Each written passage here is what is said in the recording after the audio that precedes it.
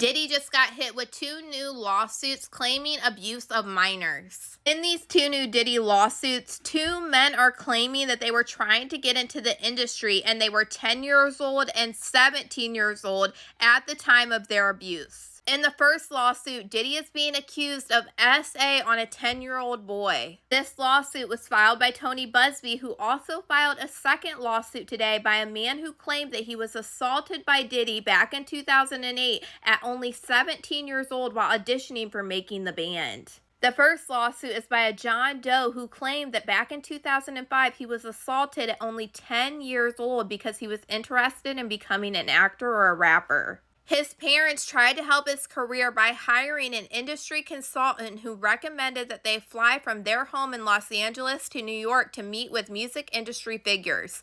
During the trip, the consultant arranged for Diddy to meet with the young boy for an audition, and Diddy asked to meet the boy alone before meeting his family. This consultant allegedly took this boy to Diddy's hotel room and left him alone with him. This boy performed a few songs for Diddy, who told him he could make him a star and asked him how badly he wanted it. According to this man, he responded as a 10-year-old child, saying that he would do anything to become a star. Said he was then gave a soda by somebody else that was present in this hotel room, and then he drank it and began to feel a little bit funny. After he drank this soda, he alleged that Diddy told him to move closer to him and then pushed him down, telling him sometimes you have to do things that you don't want to do. After being pushed down, Diddy allegedly exposed himself and told him to kiss it.